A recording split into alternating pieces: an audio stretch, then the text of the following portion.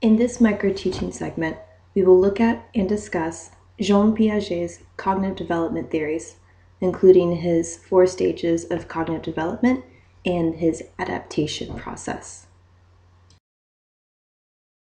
Jean Piaget considered himself a genetic epistemologist, that is to say that he was interested in the relationship between biology and the acquisition of knowledge.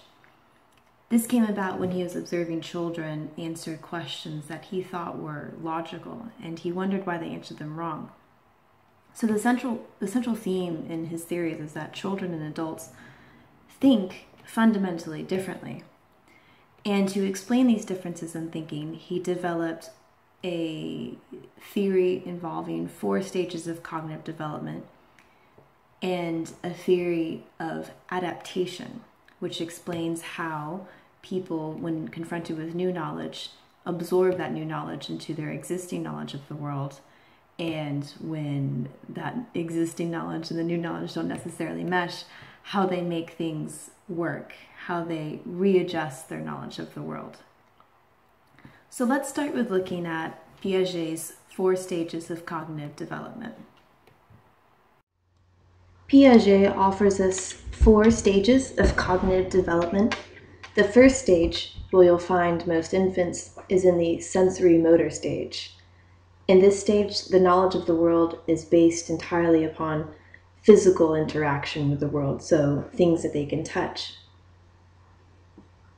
The next stage is the pre-operational stage. Here you'll find toddlers and young children. They begin to use symbols. They begin mastery of language, which of course we can understand as a system of symbols. They also exhibit non-logical thought, and while that may sound strange, it simply means to say that their thought processes are not necessarily reversible. They have difficulty perceiving things from distinct point of views other than their own, which of course leads us to the other characteristic of the pre-operational stage being quite egocentric.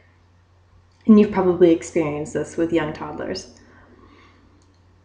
The next stage is called the concrete operational stage. Here you'll find older children and early teens. They begin to exhibit logical use of symbols and language for concrete objects. Operational thinking begins to develop, and operational thinking simply means to say that they can manipulate more abstract figures within their head. They're also able to reverse processes, to see things from other points of view. And this is also when children become less egocentric. Finally, there's the formal operational stage, where we see older teens and adults. In the formal operational stage, we see a logical use of symbols for abstract thoughts. That is to say that a person can manipulate ideas inside their mind, turning around diagrams and objects to perceive it from other angles, or deeply analyzing more abstract and complicated concepts. Interestingly, only 35% of high school graduates in developed countries are able to reach the formal operational stage, and not many adults are in this stage. What that shows us is that even though Piaget was on the right track when it comes to the link between biology and cognitive development, it tells us that it's not necessarily a correlation. That is to say that even though a person goes through a required number of years, doesn't necessarily mean that they will reach a certain stage of either concrete operational or formal operational thinking processes. Piaget's process of cognitive development illustrates how an organism adapts to its world, how it demonstrates intelligence. This adaptation requires that we build and process a mental model of our world. And that process of building that mental model is what he described as the process of adaptation, which has 2 key parts. One is assimilation, or fitting information to your existing knowledge of the world, and the other is accommodation, which is adjusting your knowledge of the existing world. Let's look at a chart that illustrates these processes. This cycle diagram illustrates the adaptation process. Equilibrium is essentially where we begin and end, and it's where we want to be. It means that the existing schema or units of knowledge that we have about the world that we use to construct, describe, and understand the world can explain what we see in the world. When we get new information is when we move to assimilation. Assimilation means that we can use our existing schema, our existing units of knowledge, to understand and deal with a new situation. So for example, if you go to a brand new restaurant, you can use the existing schema from having gone to a restaurant before in order to deal with that situation. Now, when you run into a situation that doesn't necessarily mesh with the existing schema that you have, let's say instead of going to a brand new restaurant, you go to a brand new country, well then that's when we throw the proverbial wrench into the process. And what happens is what we call disequilibration, where the new situation does not fit with your existing schema. So what happens next is accommodation. In order to adapt and survive, we must process this new situation, which means we must modify the existing schema to accept that new situation. Once we modify our schema to accept this new situation, we then again reach equilibrium, which, as we said before, is exactly where we want to be.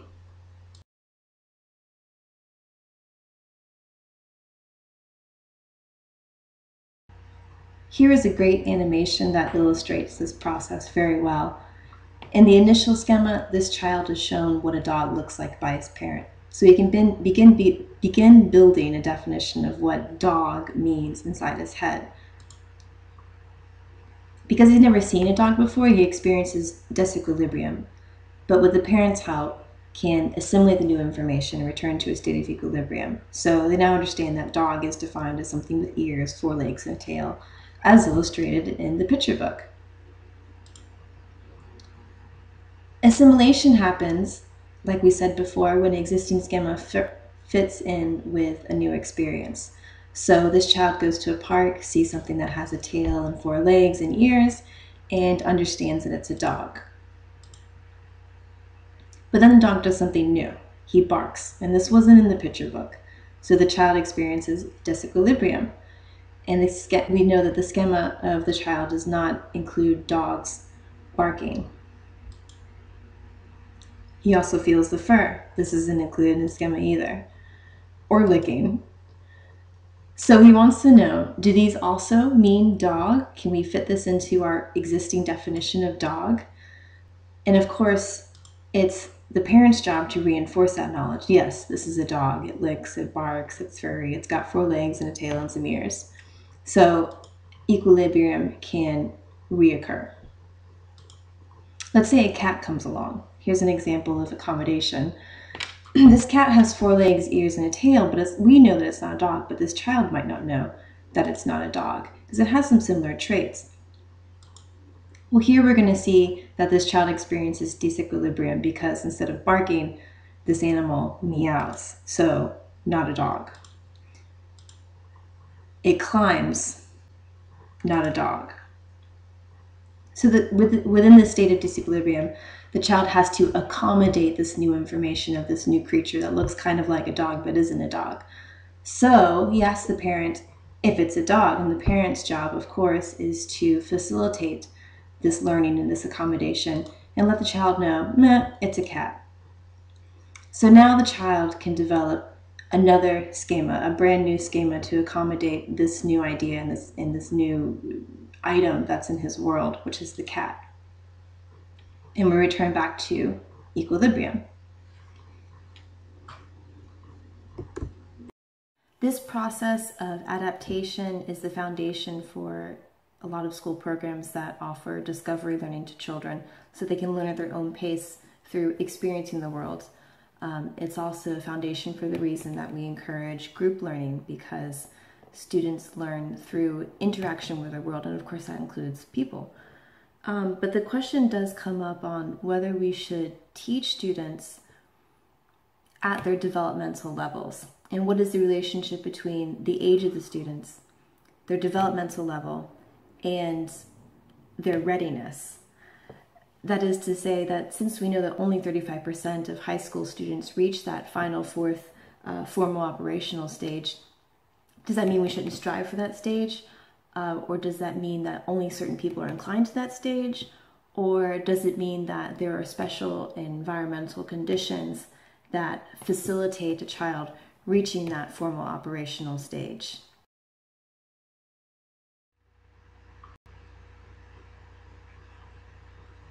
Okay, so this brings us to our discussion question, and I really just have one big, broad question. Does learning in the classroom reflect Piaget's process of cognitive development? And we could look at this from a number of angles, but one suggestion is to look at it as a question of whether learning is a process. Generally, I would say that we accept that it is, but is it a miniature version of the adaptation process? Is it simply a reflection of one of the stages of cognitive development? So those are some things to consider. You could also look at it from the perspective of the teacher or of the parents, which we haven't talked about a whole lot, but you might want to consider what role the teacher might play in either the stages of cognitive development or in the process of adaptation. Well, thank you and happy studying.